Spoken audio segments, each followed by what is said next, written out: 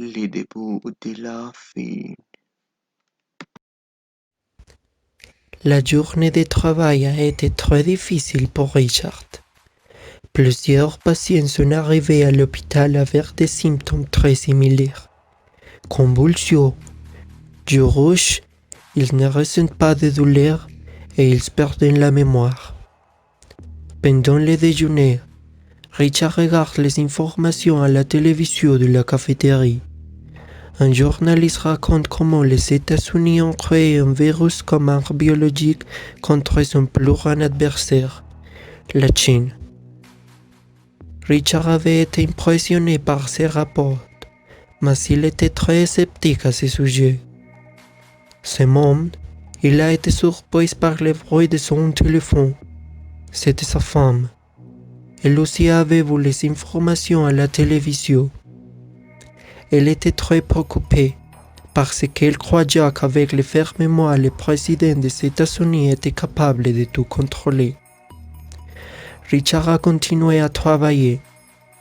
À l'hôpital, les médecins pensaient que c'était un empoisonnement, donc ils n'ont pas utilisé des mesures de biosécurité. À la fin de sa journée de travail, Richard était sur le point de sortir quand il a rencontré Véronique, un collègue de travail qui s'inquiétait car il avait beaucoup de cas de personnes avec les mêmes symptômes dans différents hôpitaux dans différentes villes, de sorte qu'il ne pouvait pas s'agir d'un empoisonnement. Tout ce que Richard avait vu à la télévision défilait dans son esprit. Alors il était rentré inquiet à sa maison pour être avec sa femme, Rachel et son fils Andrew. Sur la chemin du retour, il a vu des gens dans les bus avec les mêmes symptômes. Alors il s'est rendu compte que c'était peut-être le début d'une maladie non diagnostiquée dont quelques personnes étaient atteintes. Agité, il est arrivé chez lui, où son épouse l'a recouvert, très inquiète pour lui, à cause des informations et pour ce qu'il ignorait encore de ce qu'il avait. Il a dîné avec son épouse et son fils. Il découvrit à quel point ce doivent être atteint pour tout le monde. Soudain, Richard se sentit affligé et étourdi, voulant vomir. Donnez-moi un instant, Il y a dit. je dois aller à la toilette. Étant là-bas, il a vomi du sang. Alors qu'il se regardait lors du miroir, avec il paraissait venir de passer. Il se lavait le visage et la sortie de la salle de bain et essayait d'arrêter un moment. Tu vas bien, papa? A demandé Andrew. Oui, mon fils, peut-être que j'ai un rhume. Ne t'inquiète pas. A dit Richard pour le rassurer. Andrew se relevait pour laver son assiette et a caressé son chien Max. Sexuellement sexué à Ruth, Gretel, s'en endurcant à son mari. Elle la semblait et la dit à Andrew. Eh bien, c'est le moment d'aller dormir. Andrew se remontait dans la chambre pendant des instants parlant d'irrégularités que interviennent cependant dans la ville où il avait et dans une ville qui Véronique lui avait mentionné à Richard. Tout cela était récent, tu ne vois pas, a commenté Rachel. C'est que Richard a répondu. Ne me le fais pas dire. Disons travaillant comme médecin et je n'avais jamais vu autant de personnes avec les mêmes symptômes. Tu dois prendre soin de toi et de notre fille. Je ne pourrai pas me pardonner si quelque chose lui arrive. Au milieu de la nuit, pendant que tout le monde dormait, Richard a reçu un appel de Véronique, qui lui disait hystériquement: Aujourd'hui, à l'hôpital.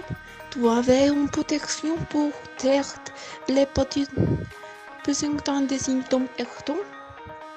Richard lui a répondu. Oui, je pense que oui. Pourquoi? Véronica a dit d'un ton très sec. C'était sérieux, Richard. C'est pour sérieux qu'on l'en pensait. J'attendais demain matin au laboratoire pour les monter quelque chose d'artillerie. J'avais tout dire maintenant, mais je n'y pensais pas. Richard a demandé angoissé. Véronique, es-tu là? De l'autre côté du téléphone, il y avait des sons étranges, des grognements et des cris. Pourtant, l'appel avait été coupé. Richard n'a pas prêté beaucoup d'attention, car il pensait que c'était un mauvais blague de sa colère, alors il s'est couché à nouveau. Cependant, 2 heures plus tard, il a commencé à transpirer excessivement et a ressenti une sensation d'adrénaline sur tout son corps. Puis s'est rendu compte que sa femme n'était pas dans le lit et qu'il y avait une tache de sang sur son oreiller. Richard s'était précipitamment et est allé aux toilettes. Mais il ne l'a pas trouvé là-bas, alors il restait silencieux et a commencé à la chercher partout dans les maisons. Finalement, il a décidé d'aller dans la chambre de son fils. Tout en marchant, il a senti ses pieds tremper. Il a allumé la lumière pour voir ce que c'était et réaliser que c'était du sang. De toutes ses forces, il a ouvert la porte et en faisant cela, il a vu sa femme recroquevillée en train de manger à Max. Elle s'est retournée et quand elle a vu son mari, elle s'est précipitée sur lui pour le mordre. Il a essayé de se défendre. Il a vu son fils dans les placards, caché et terrifié. Il se luttait pendant un moment et avec un peu de force, il a réussi à revenir sa femme et avec un vase l'a frappé à la tête tout le monde des fois qu'il l'a tué. Le garçon est sorti et pleurait et a serré son père dans ses bras. Ça va, mon fils? A demandé Richard. C'est à quoi le garçon a répondu. Maman mordu. Entre ses sanglants, il a montré son bras plein de sang, alors qu'il se plaignait de la douleur. Tout se passera bien. Nous passerons à travers cela ensemble et nous serons heureux comme avant. A dit Richard. Il a su immédiatement qu'il n'y avait pas d'autre issue.